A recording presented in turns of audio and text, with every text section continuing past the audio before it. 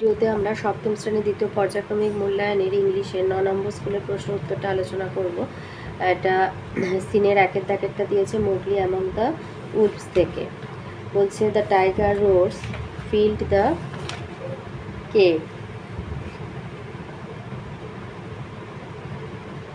বাঘের গর্জন পুরো গুহাটাকে বজ্রধ্বনির মতো শব্দে ভরিয়ে তুলল। Mother wolf shook herself clear of the cubs and sprang forward. মা নেকড়ে নিজের গাজরে নিজেকে বাচ্চাদের থেকে আলাদা করলো এবং সামনের দিকে লাফিয়ে এলো। Her eyes were like two green moons in the darkness. বাঘের জ্বলন্ত চোখের দিকে facing the blazing eyes of the tiger. বাঘের জ্বলন্ত চোখের দিকে তাকিয়ে থাকা তার চোখ দুটো অন্ধকারে দুটো সবুজ চাঁদের মতো লাগছিল।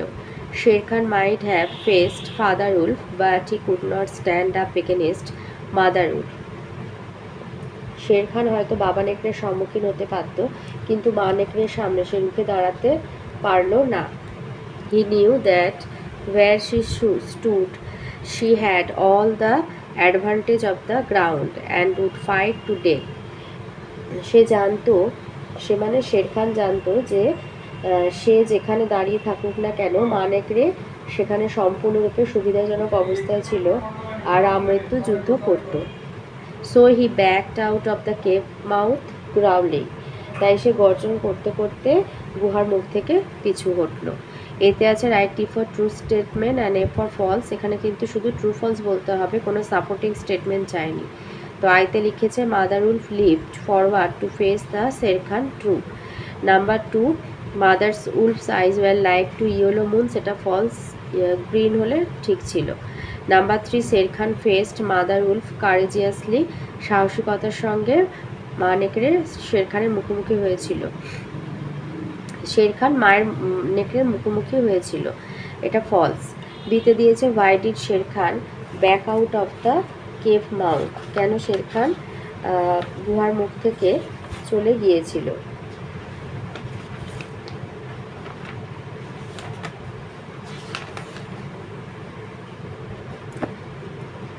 Why did Sher Khan back out of the cave mouth? Sher Khan did not dare to face Mother Wolf. মা নেকড়ের মুখোমুখি হওয়ার সাহস শের খানের হলো না। He knew that where he was standing, she had all the advantage of the ground and would fight till death. সে জানতো যে যেখানে সে দাঁড়িয়ে আছে মা নেকড়ে সেখানে নিজের জায়গা মতো সুবিধা পাবে। So he backed out of the cave mouth. তাই সে গুহার মুখ থেকে পিছিয়ে এলো।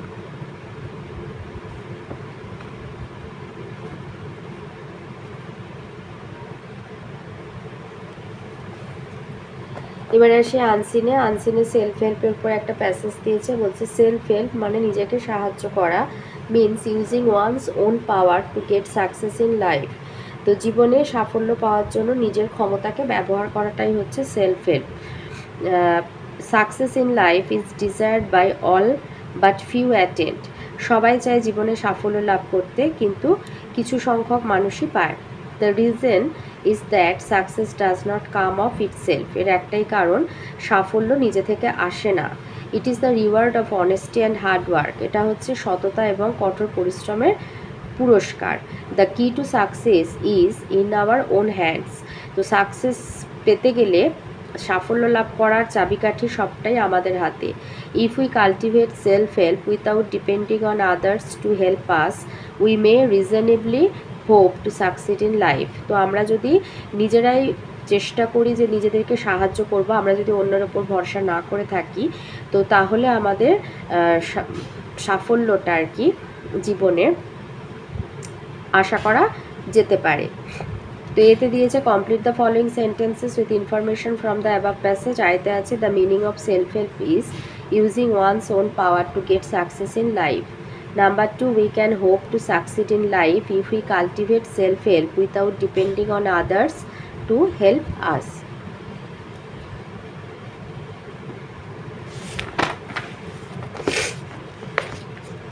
বিতে দিয়েছে অ্যান্সার দ্য ফলোয়িং কোয়েশ্চেন। আইতে দিয়েছে what is the reward of honesty and hard work. হোয়াটটা তুলে সাকসেস লিখে দেবে। Success is the reward of honesty and hard work.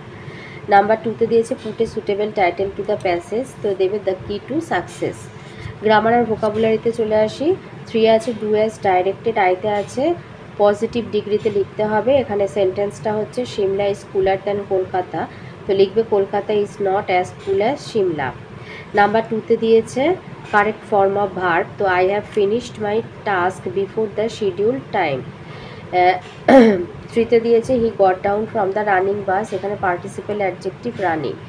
4এ দিয়েছে his coat is white in colour, এটা অ্যান্টোনিম লিখতে হবে হোয়াইটের, এটা ব্ল্যাক লিখবে, his coat is black in colour. 5এ দিয়েছে write the tense of the sentence, এখানে বলছে they have purchased a new house, তো এখানে হ্যাভ আছে আর তার পারচেসের থার্ড ফর্ম, তাই এটা প্রেজেন্ট পারফেক্ট টেন্স।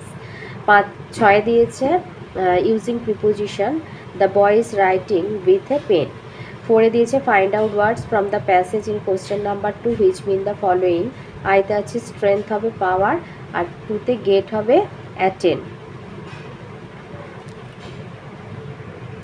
রাইটিংয়ে দিয়েছে যে suppose you have visited the zoo with your parents, write a letter to your friend telling him or her about your experience in the zoo, এটা Mowgli among the উলফসের activity